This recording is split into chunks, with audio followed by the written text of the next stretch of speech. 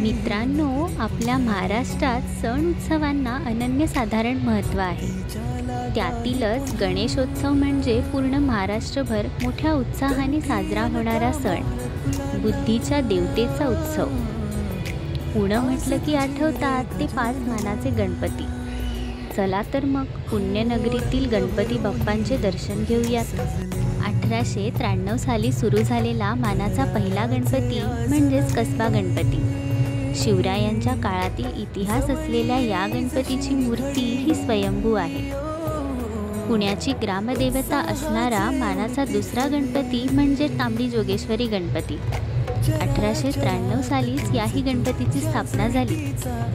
गुरुजी तालीम गणपती हा मानाचा तिसरा गणपती असून 1887 साली याची स्थापना झाली. नंतर येतो तो मानाचा चौथा गणपती म्हणजेच तुळशीबाग गणपती. 1900 सालात सुरू झालेला हा गणपती व्यापाऱ्यांचा गणपती म्हणूनही ओळखला जातो. आणि शेवटचा म्हणजेच 5वा मानाचा गणपती म्हणजे केसरीवाडा गणपती.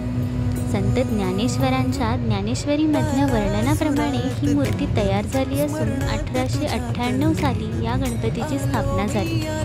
तर अशा रीतीने हे मानाचे गणपती असून पुण्याची जणू शानच आहेत असं म्हणायला हरकत नाही. याचप्रमाणे पुण्यामध्ये आणखी काही मंडळांचे गणपती असतात. तर आता आपण बघूया पुण्यातील गणेशोत्सवातील ही रोषणाई. आता आपण बघत असलेला हा देखावा जटोली मंदिर हिमाचल प्रदेशाचा आहे. इथे आपला श्रीमंत दगडूशेठ बाप्पा विराजमान आहे की जो अनेकांचे श्रद्धास्थान आहे.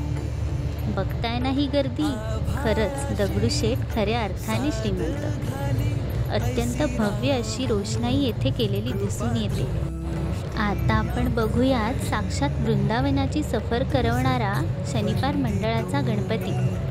अतिशय सुंदर असा देखावा की जो मन मोहून टाकतो व गोकुळधामाची आठवण करून देतो. बाप्पाच्या दर्शनाच्या ओढीने गजबजलेले हे रस्ते जणू बाप्पाच्या अस्तित्वाचं प्रतीकच आहेत. विविध रंगीबेरंगी खेळ, मुखवटे, उंच उंच उडणारे हे फुगे जणू या वातावरणाची शोभा आणखीनच वाढवत आहेत. लक्ष्मी रोडवर विराजमान असणारा हा बाप्पा अत्यंत सुंदर असा आहे. पुढे जाताच लक्ष्मी रोडवर दिसतो तो लक्ष्मी रोडचा राजा, गणपती चौक मित्रमंडळाचा गणपती. मखरामध्ये शोभून दिसणारा हा गणपती आहे श्री जिलब्या मारुती मंडळाचा. बाप्पाच्या दर्शनाची आस आपोआपच आपल्याला गर्दीतून मार्ग दाखवते व पावले येऊन थांबतात ते श्रींच्या चरणांशी. रस्त्यावरून जात असताना विविध वस्तूंची दुकाने पाहायला मिळतात. आता हेच बघा ना, शोभेची असणारी ही फुलं अगदी खरीच वाटतात नाही. या ठिकाणी विविध रंगी दिवेही पाहायला मिळतात. मीनाक्षी मंदिर तेही पुण्यात. होय, पुण्यातील नवसाचा गणपती या देखाव्याच्या स्वरूपात या मंदिराच्या रचनेमध्ये विराजमान आहे. समोरच दिसते ते राजाराम मंडळाचे गोल्डन टेम्पल. येथे आपल्याला विविध प्रकारची रोषणाई पाहायला मिळत आहे. येथेच बाप्पा विराजमान आहेत. आता बघूयात तुळशीबागेतील गजानन मित्र मंडळाचा गणपती. उज्जैन नगरीतील श्री महाकालेश्वर मंदिराचा देखावा येथे साकारलेला असून विविध रूपात वेषांतर केलेल्या व्यक्ती येथे आपल्याला दिसतात. समोरच विविध मंडळांचे गणपती तसेच बऱ्याच मंडळांचे जिवंत देखावेही पाहायला मिळतात. अहो, ते म्हणतात ना, पुणे तिथे काय उणे. अगदी खरं आहे. मोठ्या मोठ्या मंदिरांचे देखावे असो, जिवंत देखावे असो किंवा कलाकृती, पुण्यामध्ये सर्वांचे मिश्रण पाहायला मिळते. अगदी गणेशोत्सवात सुद्धा.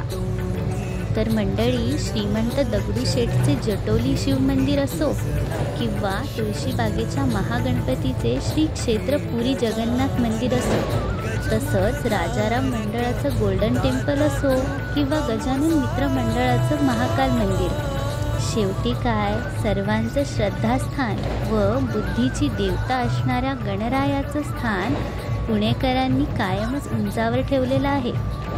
अनंत चतुर्दशी दिवशी विविध पद्धतीचे गुणदर्शन, संगीत, रोषणाई, ढोलताशा पथकं व अनेक सुंदर असे देखावे ही पुणेकरांच्या गणेशोत्सवाची व खास करून विसर्जन मिरवणुकीची वैशिष्ट्ये.